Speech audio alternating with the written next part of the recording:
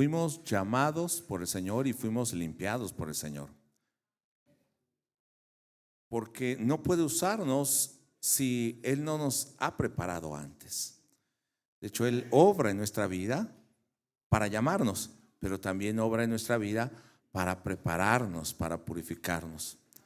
Estamos meditando en Números y ahora tocaré parte del capítulo del 3 al inicio del 5, pero lo que yo quiero que usted recuerde es que el pueblo de Israel había permanecido un año en el monte Sinaí y ahí recibieron las leyes.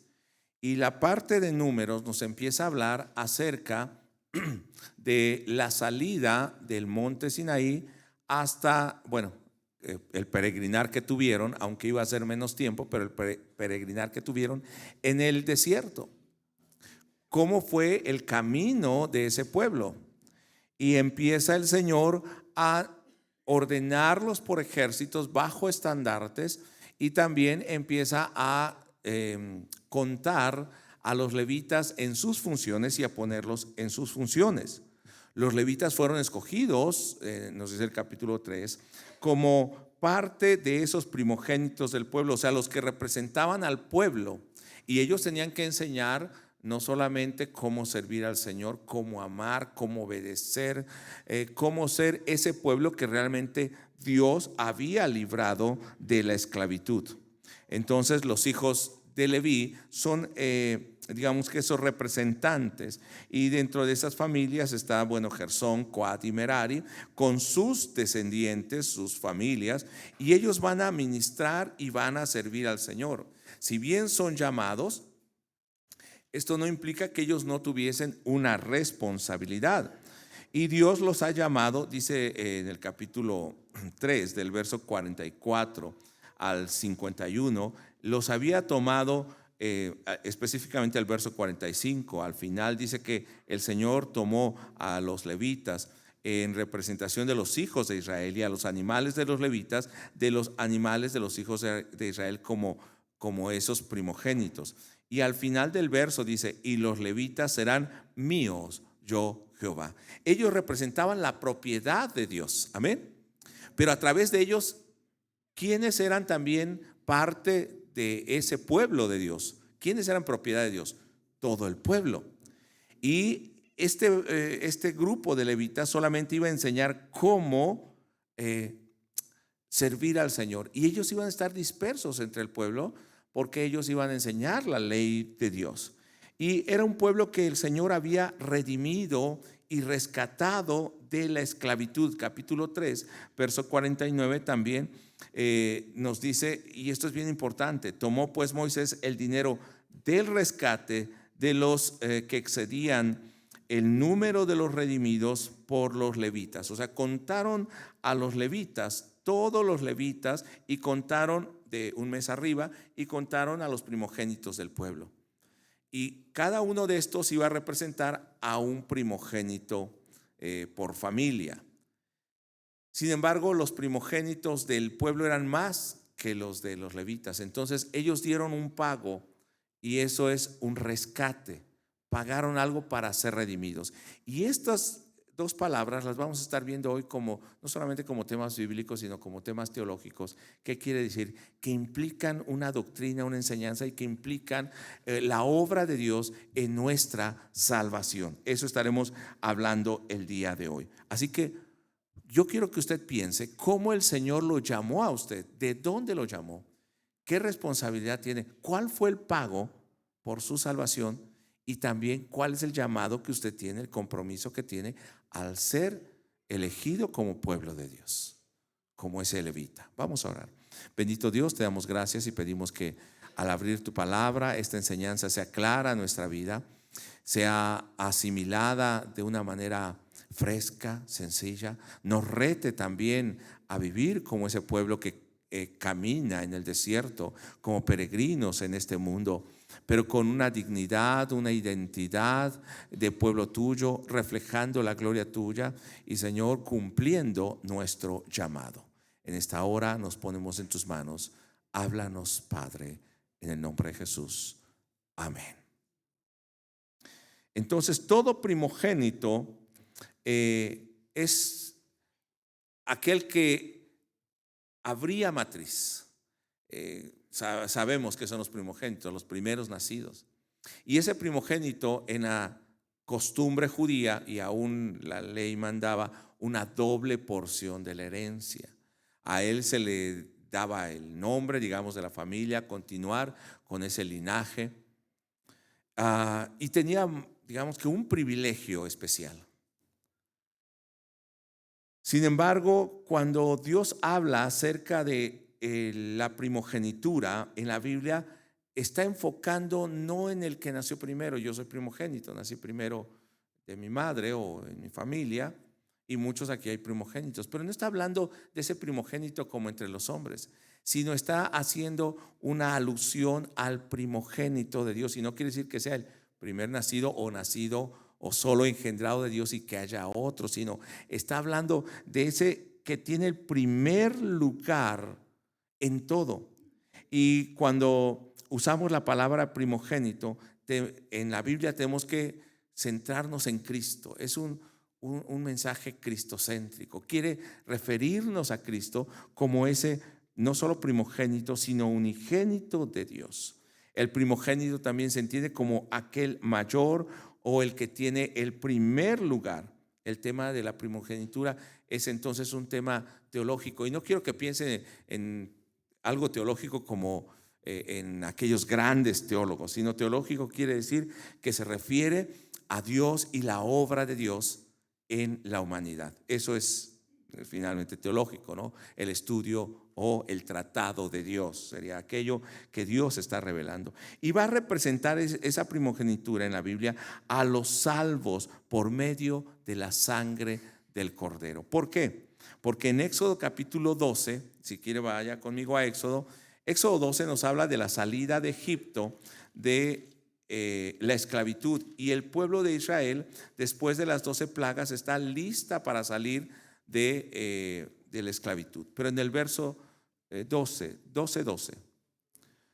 pues yo pasaré aquella noche por la tierra de Egipto y heriré a todo primogénito en la tierra de Egipto, así de hombres como de bestias, y ejecutaré mis juicios en todos los dioses de Egipto, yo Jehová. ¿Qué era lo que Dios estaba haciendo con los primogénitos de Egipto? No del pueblo de Dios. ¿Qué estaba haciendo? Pasaba, fue la última plaga, ¿no? La muerte de los primogénitos. Pasaba y morían. Todo primogénito de Egipto, desde Faraón hasta de las bestias, moría. Porque Dios dice, estaba ejecutando ¿qué? Juicio a Egipto, a sus dioses, o sea, a los ídolos. Y dice, yo Jehová, de esta manera me estoy mostrando como Dios. Cuando hablamos de primogenitura, no solamente hablamos del que tiene una doble bendición, sino hablamos del juicio de Dios también sobre aquellos que se opusieron al pueblo de Dios y a la voluntad de Dios.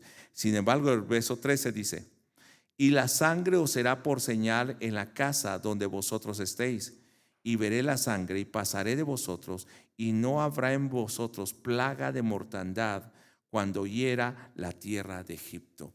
Caso contrario, en el pueblo de Dios habían matado entre el día 14 y 15 un cordero, y con la sangre habían pintado afuera de la puerta, el dintel, los postes, y entonces pasaba la muerte, el ángel de la muerte.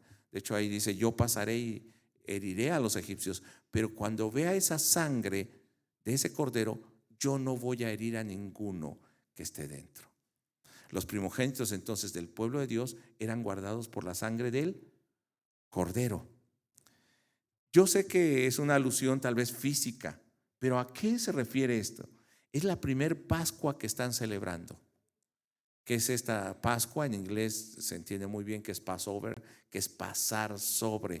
En hebreo es Pesaj, y quiere decir que en esa cena el Señor había permitido que el juicio viniera, murieran todos los primogénitos de hombres y de animales que no eran parte del pueblo de Dios, pero aquellos del pueblo de Dios tomados, no solo los primogénitos, todos, pero iban a vivir. Iba a pasar la muerte y sobre ellos no tendría el mismo efecto, porque estaban bajo la sangre del pacto del Cordero. ¿A qué nos refiere esto? A Cristo. Entonces, por eso es un tema teológico y nos está recordando siempre, cuando hablamos de primogénitos, que ellos fueron libres de la muerte por la sangre del Cordero, por la protección de Dios. Así que no es lo mismo un primogénito de hombre que cuando en la Biblia habla de esa primogenitura. De hecho, hay un teólogo que se llama Louis Berkhoff que dice que el uso del apelativo para, en este caso, Jesús, también de unigénito y primogénito, que de hecho también se le da a Isaac cuando se entregaba a su unigénito, y no era el único hijo, tenía antes ¿a quién? Ismael, y luego tuvo 6 hijos más, ¿no? En el capítulo 25 con Cetura, así que fueron 8. Pero cuando habla de aquel unigénito, habla del hijo de la promesa, el hijo que cumplía el propósito de Dios, es cuando habla de unigénito.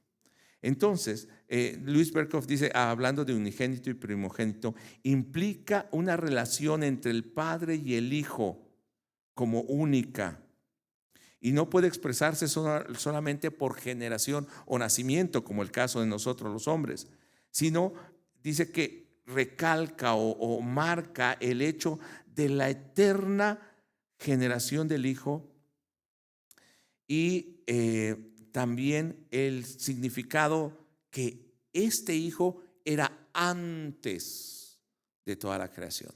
De hecho, si quiere, vaya conmigo a Colosenses capítulo 1, verso 16. Ese pasaje es hermoso porque nos habla de ese plan de Dios desde Génesis. Realmente se estaba perfeccionando en el hombre, no en Adán, sino en Cristo. Esa imagen perfecta de Dios, creados a imagen, a semejante imagen de la de Dios. ¿Quién es el único que refleja esa imagen perfecta? El Hijo, Cristo. De hecho, no fue Adán, es Cristo.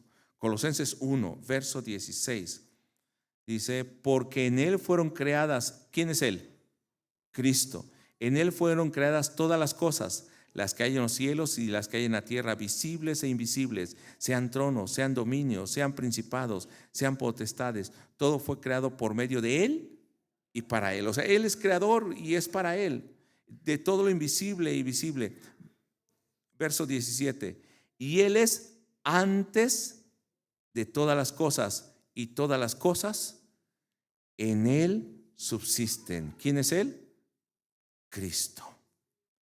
Creó todo, sostiene todo, Él lo creó y es para Él antes de todo. Pero ve el verso 18, y Él es la cabeza del cuerpo, que es la iglesia. O sea, Él tiene el primer lugar. Esa es la primogenitura, el primer lugar. ¿En quién? ¿O en dónde? En la iglesia. Él, que es el principio, el primogénito de entre los muertos, para que en todo tenga la preeminencia. Él entonces es el primero, o el que tiene lugar entre todos aquellos que resucitan, entre todos aquellos que han sido sacados de la muerte, de la esclavitud.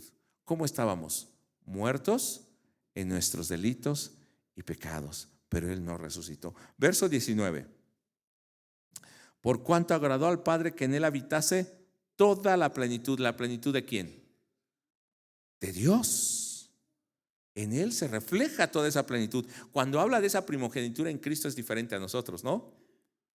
Nosotros somos primogénitos porque nacimos primero, pero no somos ni más inteligentes que nuestros demás hermanos, ni mejores, de hecho ni más altos. Yo soy el más bajito de mis hermanos. Bueno, pero en Cristo está mostrando ese primer lugar en cielo y tierra, entre los que resucitan, el que refleja completamente la gloria, la plenitud del Padre. Verso 20, y por medio de Él, ¿de quién es Él? De Cristo, reconciliar consigo todas las cosas, así las que están en la tierra como que las que están en los cielos, haciendo la paz mediante la sangre de su cruz. O sea, mediante su sacrificio, ¿qué hizo? La paz para todos aquellos que estaban condenados a muerte, pero fueron resucitados. ¿Sí puede relacionar esto con Éxodo? aquellos primogénitos que fueron muertos por el juicio y la muerte que venía en Egipto y sus dioses, pero aquellos que estaban bajo la sangre del Cordero tuvieron vida. Y esos primogénitos representan a todos los salvos, a todo el pueblo. Verso 21. Y a vosotros también, entonces ya Pablo lo va a relacionar con nosotros. A vosotros también, que erais en otro tiempo, como hermanos, extraños y enemigos en vuestra mente, o sea, condenados ¿a qué, hermanos? A la muerte. No estábamos bajo ese pacto. Condenados a esa muerte, extraños y enemigos en vuestra mente, haciendo malas obras. Ahora os ha reconciliado en su cuerpo de carne por medio de la muerte, para presentaros, y lea conmigo esta parte, santos y sin mancha e irreprensibles delante de Él. No éramos así, pero Él, esta parte se llama justificar. Él nos hizo y nos tomó, nos consideró, nos formó justos como santos para Él. ¿Israel merecía ser salvo? No. Pero el Señor, ¿qué hizo? Lo tomó de entre los que estaban condenados a muerte, los guardó y los sacó. Y ahora que los sacó, los llamó, ¿qué hace con ellos? Los va a santificar. Eso es lo que vamos a ver en los levitas y luego en cuanto a la purificación. Entonces, como unigénito, Jesús tiene este lugar y este propósito. Y quiero ir a Juan, capítulo 1, verso 18. Y vamos a ver cómo este evangelio se refiere a Jesús, cómo Juan lo está viendo. De hecho, si usted ve los primeros versos del capítulo 1 de Juan, nos va a hablar acerca del verbo.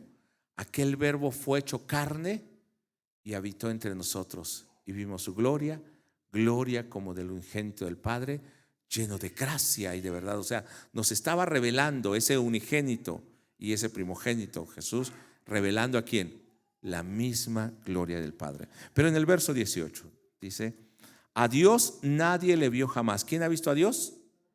Nadie. Entonces, cuando habla de Jesús, ¿qué dice? El unigénito Hijo. Este unigénito, ¿de qué habla?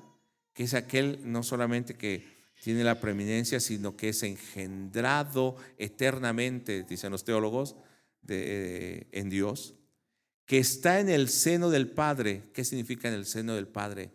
Lo más cerca, es parte del Padre, es Dios. Nadie conoce a Dios, pero Él que está ahí, ¿qué dice? Él le ha dado a conocer. ¿Cuál es ese papel entonces de Cristo como unigénito? Estamos hablando de la primogenitura y juntamente el ser unigénito en el caso de Cristo.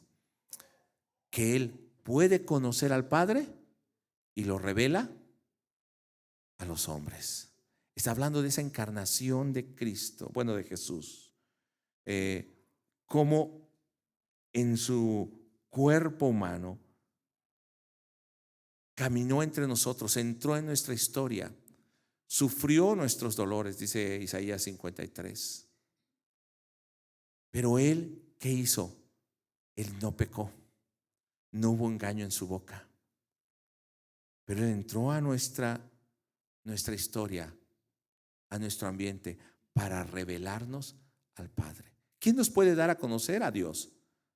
Nadie, porque nadie le ha visto, pero Él le conoce y Él es el único que nos puede dar a conocer al Padre. Entonces, cuando la Biblia habla que nos toma a nosotros como primogénitos, o tomó a los primogénitos en lugar de todo Israel, ¿de qué estaba hablando?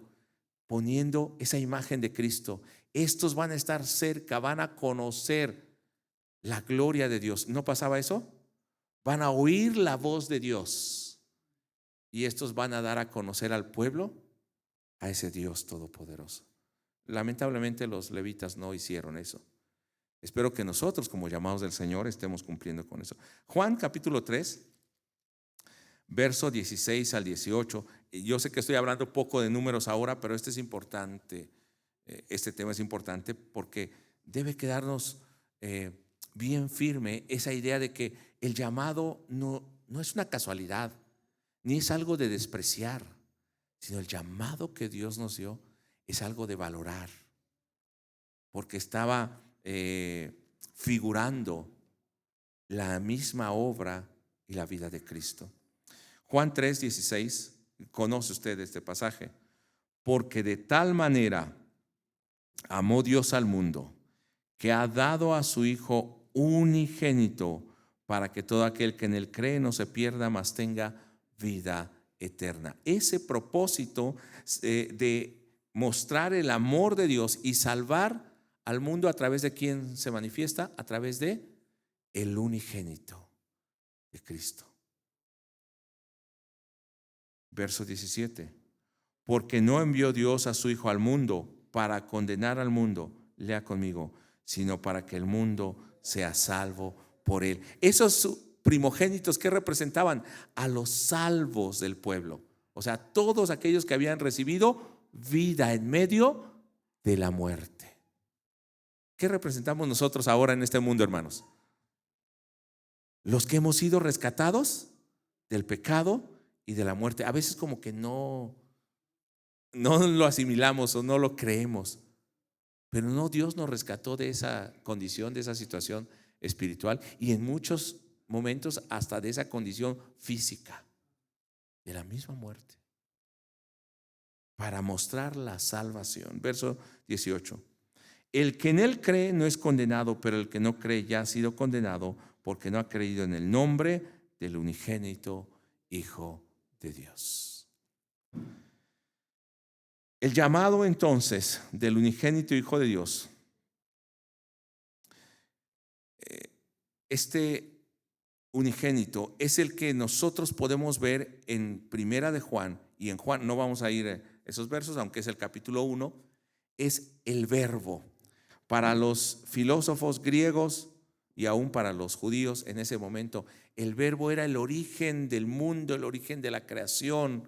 Pero Juan va a utilizar un tono diferente hablando del verbo, porque para los pensadores judíos como para los griegos, ese verbo, aunque había creado todas las cosas, estaba fuera y sin relación con el hombre. No podía el hombre ni siquiera entender a ese verbo. Sin embargo, cuando habla de ese verbo, ese unigénito,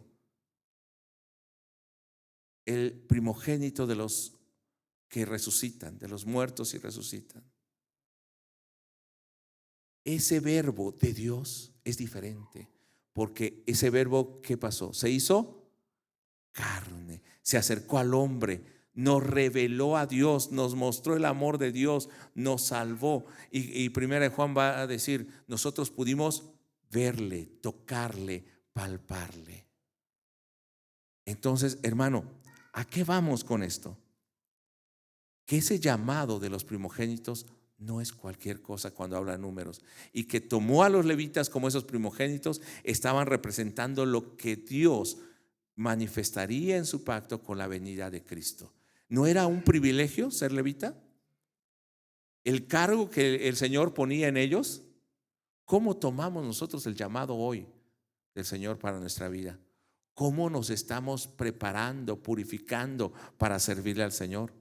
De hecho, ellos fueron contados y en orden hacían todo el trabajo. Y había unos que, excepto los hijos de Aarón, que podían tocar las cosas sagradas y las ofrendas que estaban dentro.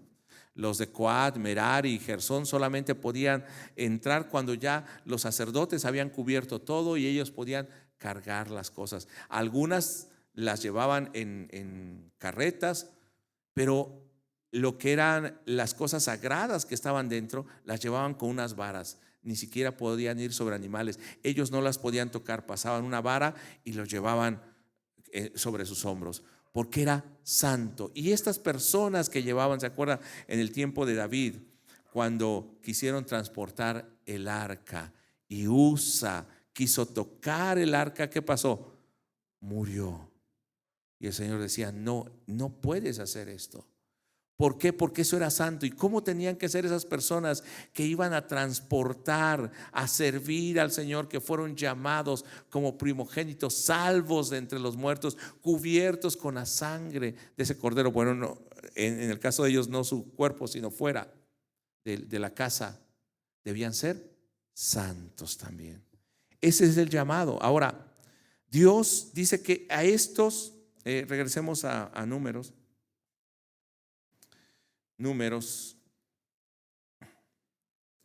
dice que Dios los ha rescatado o los tomó como primogénitos y tenían que pagar el rescate. Verso 49 del capítulo 3. Tomó pues Moisés el dinero del rescate de los que excedían el número de los redimidos de los levitas, que tomó por ellos un pago para redimirlos. Y quiero tocar dos puntos aquí. Uno, ¿qué significa redimir? Sencillamente, redimir significa o da la idea de aquel pariente más próximo podía pagar, en este caso, va a decir se va a escuchar feo, pero por una mujer o un familiar que había quedado en pobreza, o que esta mujer había quedado viuda y no tenía quien le cuidara, no iba a quedar en la indigencia. Entonces el pariente más próximo podía pagar la deuda y podía casarse con ella, o sea, honrarla y redimirla. Pero también si algún pariente suyo caía como esclavo, o sea, no tenía dinero y se vendía como esclavo, y bueno, el familiar que le amaba, el primo, el papá, el hijo, no sé, alguien muy cercano, el más cercano, veía la condición de esa persona.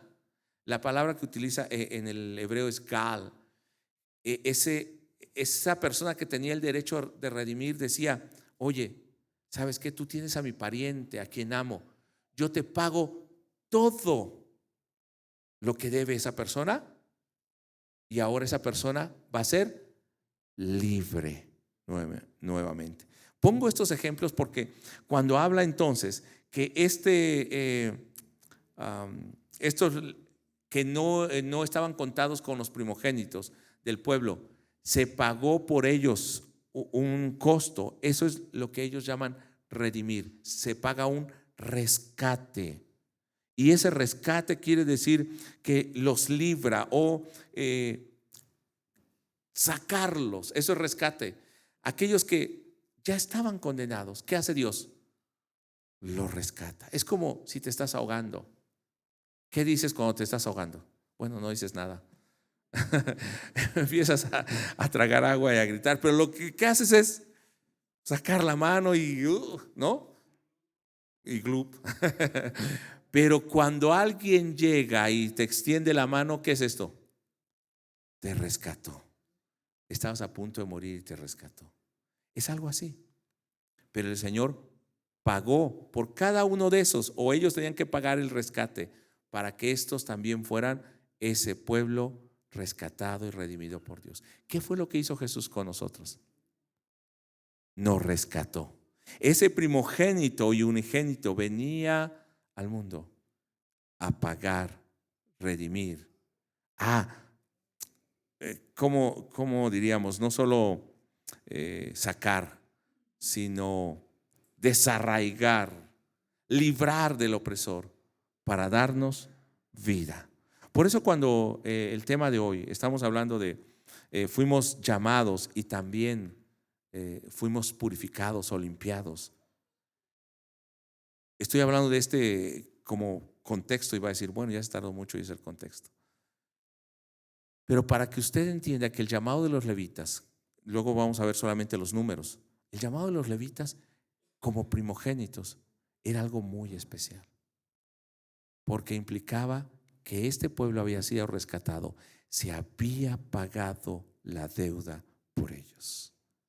El cordero que murió y derramó su sangre para que pintaran fuera de las puertas y no muriera, entregó su vida.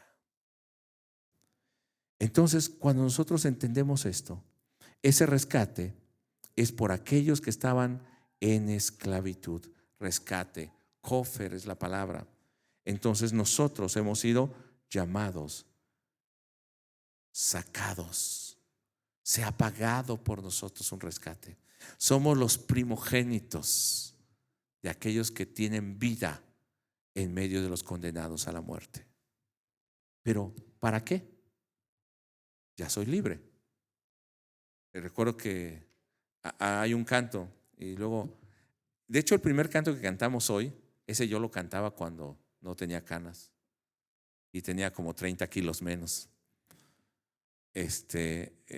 Y recuerdo que llegamos a algún lugar y había un canto que nunca le entendí.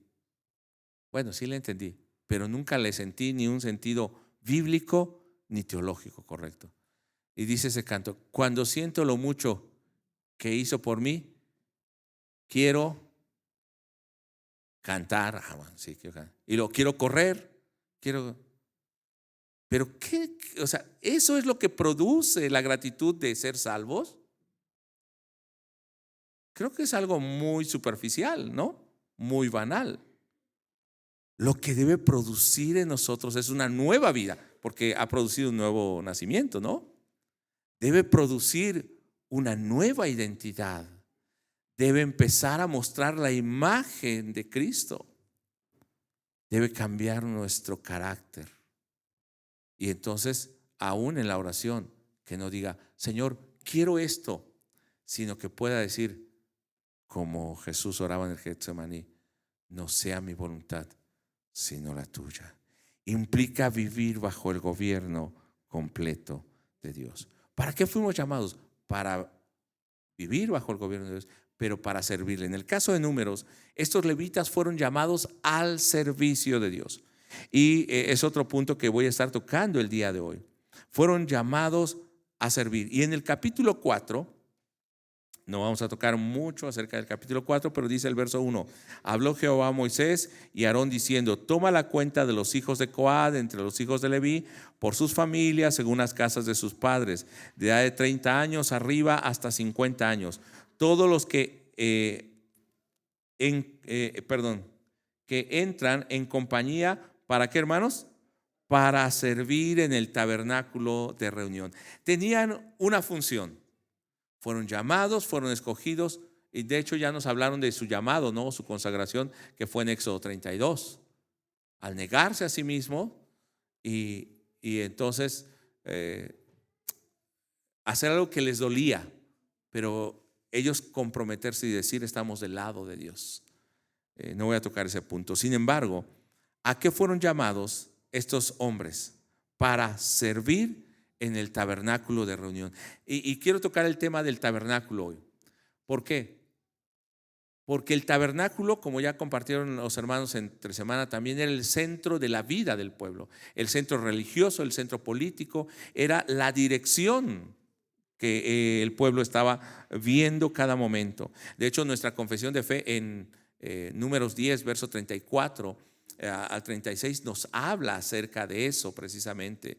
Cómo ellos oraban al Señor cuando se levantaba la gloria de Dios, dirígenos, llévanos. Y cuando se reposaba en un lugar decía, Señor, que tu presencia esté en ese lugar con nosotros. Este tabernáculo representaba la presencia misma de Dios. Y ellos fueron llamados ¿a dónde? A servir, ¿dónde, hermanos? En el tabernáculo de reunión. ¿Y qué había en el tabernáculo de reunión? Las cosas santas, pero sobre todo, ¿qué había? La presencia de Dios, o simbolizaba la presencia de Dios. Aunque Dios no habita en templos hechos por manos humanas, los cielos de los cielos no le pueden contener, aún el universo es solamente un leve susurro de la gloria de Dios. Sin embargo, el tabernáculo representaba la gloria de Dios en medio de ese pueblo. Y estos levitas primogénitos fueron llamados, o primogénitos entre el pueblo, fueron llamados ¿a dónde entonces? A la presencia de Dios, a la gloria de Dios, a la santidad de Dios, para servir allí. Podemos ver o vernos nosotros en ese lugar siendo llamados para servir al Señor. ¿Y qué servían? Unos se barrían, otros cargaban las estacas, las pieles, los objetos sagrados, cargaban todo lo que se necesitaba para el servicio. Creo que Dios nos ha puesto en un lugar específico a cada uno para ministrarle también. Veamos algo acerca del tabernáculo. Y bueno, ¿por qué también llamé al tema así, llamados y limpiados, ¿no? Porque para servir al Señor sí está bien, fuimos llamados, pero tenemos que ser preparados y limpiados por el Señor. Debe ser también el deseo de nuestro corazón servir a Dios dignamente. Cuando no conocemos a Dios completamente, tampoco podemos servirle dignamente. Necesitamos conocerle. ¿Perdón? Un ciego, claro, pero si no puede ver la gloria de Dios, no puede tener relación, comunión con ese Dios, ¿cómo puede ministrar a otros acerca del Señor? El tabernáculo en hebreo nos da un sentido no solamente de lo que nosotros entendemos como ese lugar donde estaba la presencia de Dios, sino realmente se utiliza para hablar de residencia, de cabaña, de habitación, de morada. Entonces ese lugar era la residencia o morada de Dios, y los primogénitos fueron llamados entonces a ¿qué? A morar en la presencia de Dios, a residir. ¿Qué significa residir? No es alguien que va de paso, de visita, que llega, y morar también es llega y se queda. Usted fue llamado por el Señor con ese propósito de estar en la presencia de Dios diariamente. Y hay tres tipos o tres formas en que se le llama a este tabernáculo. Y voy a mencionarlo rápidamente, pero quiero que usted vaya pensando. Y voy a ir diciendo cuál es el sentido de cada uno de ellos, pero quiero que usted vaya pensando también por qué Dios lo llamó, por qué estamos aquí. No es el tabernáculo, el templo físico. Nosotros somos ese templo, ese tabernáculo hoy espiritual. En el capítulo 1 de Números, verso 50, nos habla y nos dice de esta manera, ¿cómo le llama a esa carpa? Pondrás a los levitas en el tabernáculo ¿de qué, hermanos?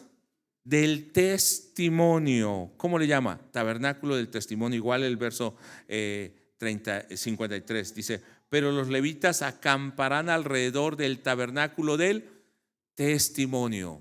Los vas a poner al servicio y van a vivir alrededor. ¿Por qué lo llama de esta manera? Porque está hablando de este lugar. Esa carpa atestiguaba el pacto de Dios, atestiguaba la presencia de Dios en medio de ellos. ¿Por qué? Porque lo que había dentro, hablando del arca del pacto, que tenía símbolos, que tenía el maná, las tablas de la ley, la vara de Aarón que reverdeció, hablaba de símbolos que recordaban el pacto y la promesa cumplida de Dios con ese pueblo. Cuando entonces dice, acérquense al tabernáculo del testimonio, deben acercarse creyendo que Dios cumple su pacto. Ahí está el testimonio de Dios. Esos elementos representan el testimonio de Dios. Pero también le voy a dar citas, aunque no las vamos a leer. Capítulo 7, verso 89 de Números, 9:15, 17:7 y 18:2, si está anotando. Y dice en estos versos que Dios hablaba desde el propiciatorio, hablaba a Moisés, y Moisés salía y daba esa palabra al pueblo. Cuando habla de testimonio es que Dios estaba dando su palabra como testimonio a ese pueblo.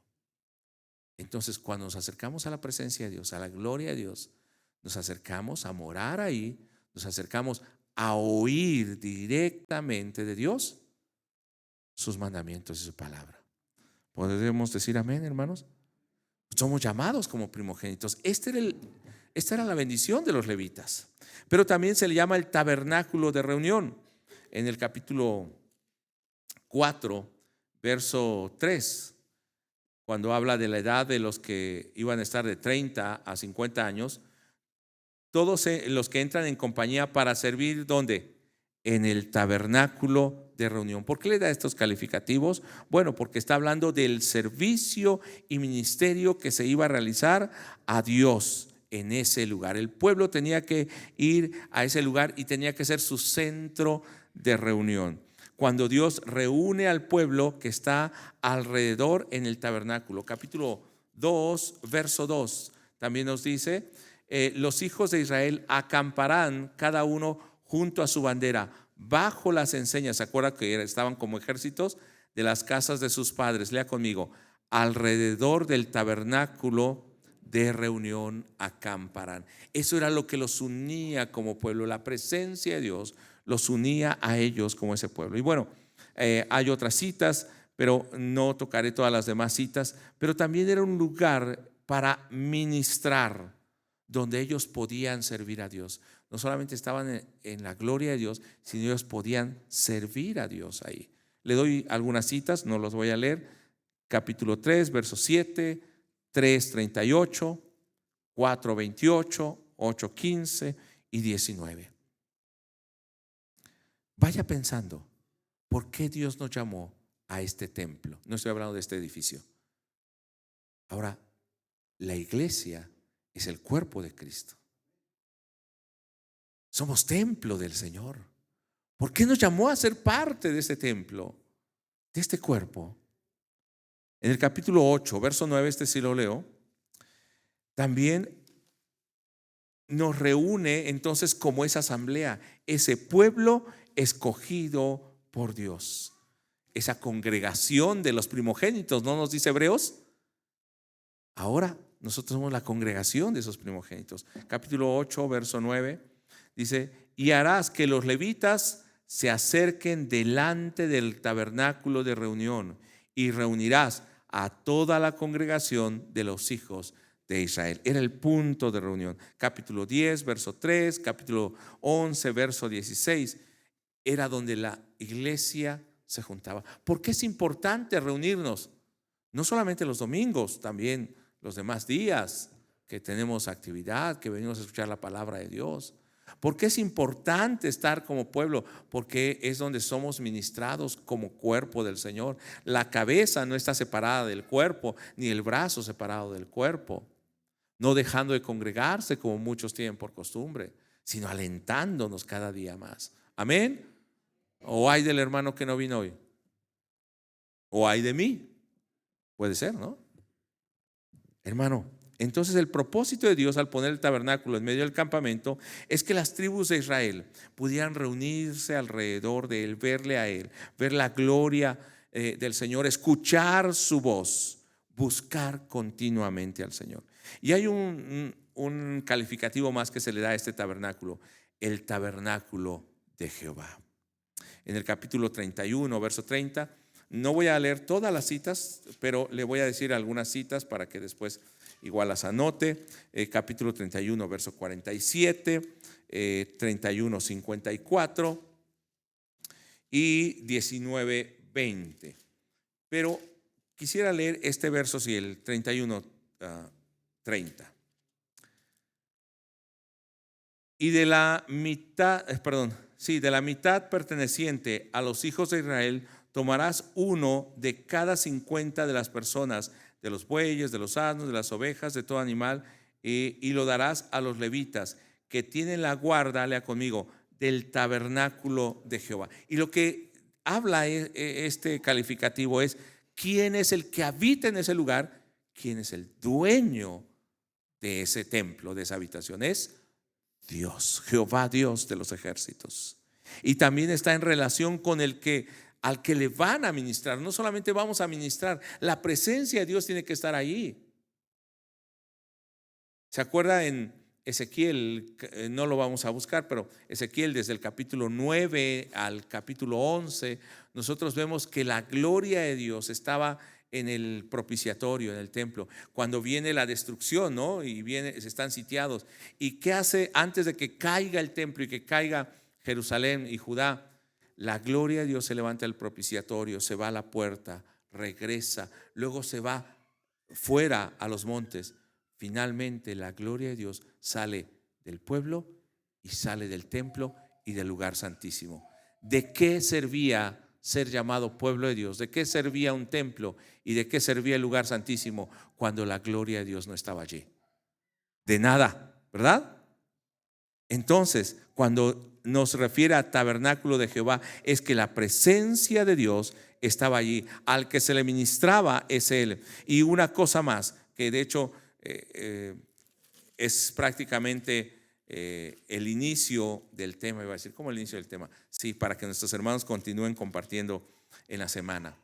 Capítulo 5 de Números. Jehová habló a Moisés diciendo: manda a los hijos de Israel que echen del campamento, ¿a quiénes? A todo leproso y a todos los que padecen flujo de semen y a todos los contaminados por muerto. En ese campamento y en ese pueblo y junto al tabernáculo sobre todo, no podía haber nada que fuera inmundo, ni siquiera en el pueblo. ¿Qué dice capítulo 19 de Números? Déjame ver. Verso 20. Y el que fuere inmundo y no se purificare, la tal persona será cortada de entre la congregación, por cuanto contaminó el tabernáculo de Jehová, no fue rociado sobre él agua de la purificación, es inmundo. Qué fuerte era, ¿no?, el trato de Dios con ese pueblo. Ahora, gracias a Dios que no nos ha tratado así, sino ¿cómo estaríamos nosotros, no?, excluidos del lugar del Señor? Levíticos capítulo 11, verso 44 y 45 nos habla y nos insta y dice: ustedes van a ser santos porque santo soy yo. Y yo quisiera que en esta hora nosotros pensemos, les decía que es la introducción prácticamente para lo del tema y los que van a seguir compartiendo. Dios nos llamó como primogénitos. Es algo especial. Nos llamó a su presencia, al santuario, al lugar donde le vamos a ministrar. Tenemos una entrega especial y yo me emociono. A veces compartido la palabra de Dios y los jóvenes, bueno, ya no tan jóvenes, pero yo creo igual y mi hijo se acuerda, porque él luego nos acompañaba cuando íbamos a tocar. Gisela estaba de 14 años, así muy chica, ¿verdad? Pero aún cuando yo cantaba y dirigía en el grupo, no podemos ocultar el gozo o la emoción que nos da no solo servir al Señor, el haber sido llamados, el que Dios nos haya dado vida de en medio de la muerte. Ahora que fuimos llamados a su presencia, al tabernáculo de reunión, para ministrarle a Él, ¿cómo nos estamos preparando? Si Dios lo permite, continuaré compartiendo sobre esto, pero vamos a estar viendo después que los levitas ni siquiera podían tener defectos como ser cojos o mancos o jorobados, ciegos. No podían tener ningún defecto porque iban a ministrar ¿a quién? Al Señor de los cielos y de la tierra, al Creador de todo. Fuimos llamados como ese pueblo escogido y levitas. Tenemos que llenarnos de ese gozo, pero también tenemos que responder al llamado que Dios nos ha dado. Vamos a ponernos en pie y vamos a orar. Piense en este momento si Dios también le está llamando a usted. ¿Qué compromiso tiene? Aún si usted no ha recibido a Cristo y hoy dice: yo quiero conocer al Señor, quiero recibir a Cristo. Es un privilegio que usted pueda recibir a Cristo, pero también es un compromiso que es para valientes, caminar cada día.